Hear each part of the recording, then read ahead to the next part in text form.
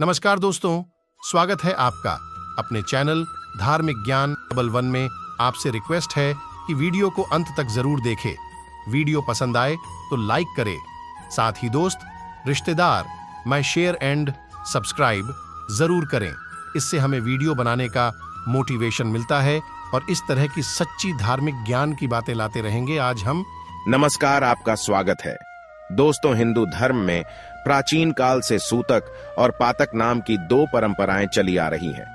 यदि मनुष्य के घर में किसी की मृत्यु होती है तो उस घर में सूतक के नियमों का पालन किया जाता है।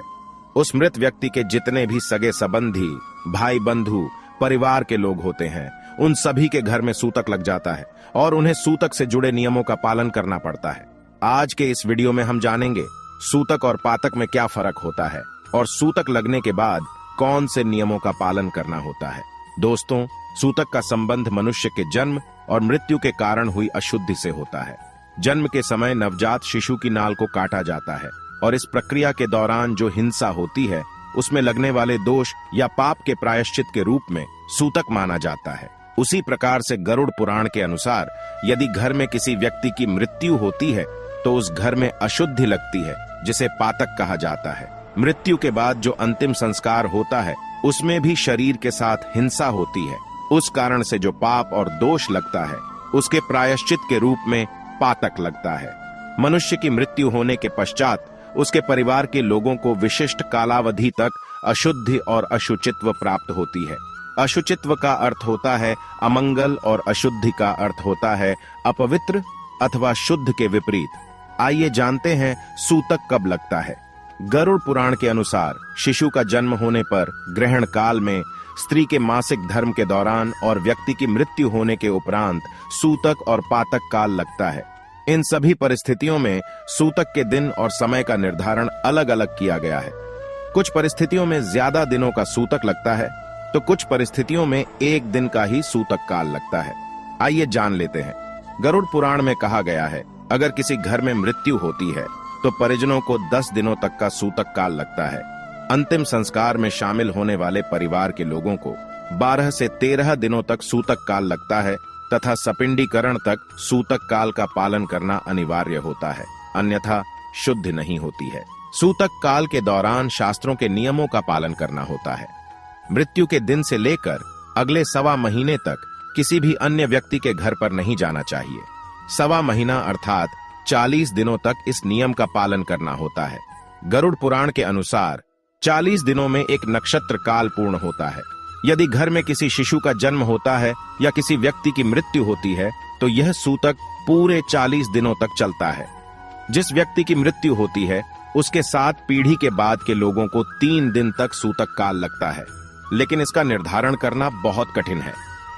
मृतक के मामा भतीजा, बुआ बेटियां, इनको कितने दिनों तक सूतक काल का पालन करना चाहिए, यह सब कुछ उनके रिश्तों पर अथवा संबंधों पर निर्भर करता है। लेकिन अगर मृतक का किसी के साथ रक्त का नाता होता है तो उन लोगों को गरुड़ पुराण के नियमों का पालन करके 40 दिनों का सूतक काल पूर्ण करना होता है।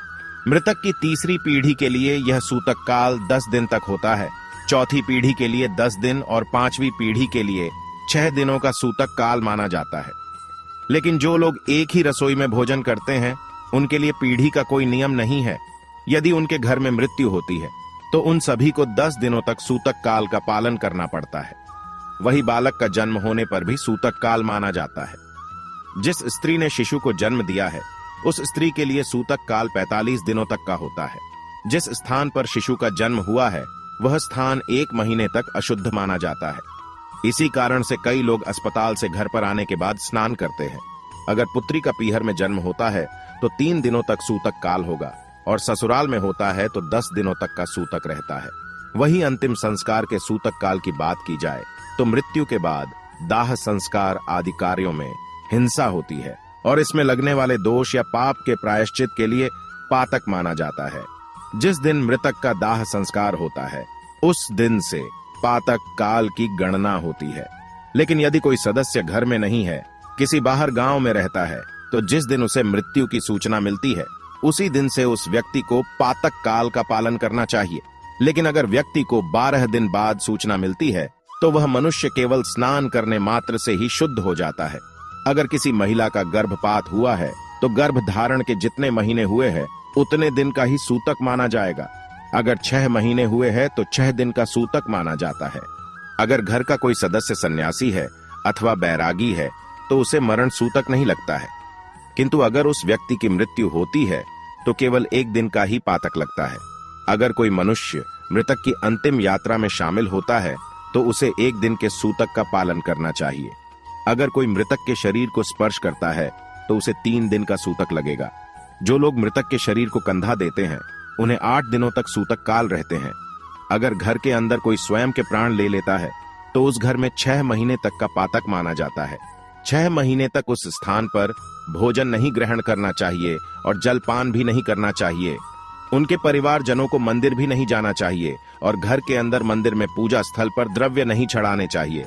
उसी प्रकार से अगर घर में पालतू जानवर जैसे गाय, भैंस, घोड़ी, बकरी आदि जानवर बच्चे को जन्म देते हैं तो उस घर में 1 दिन का सूतक मनाना चाहिए।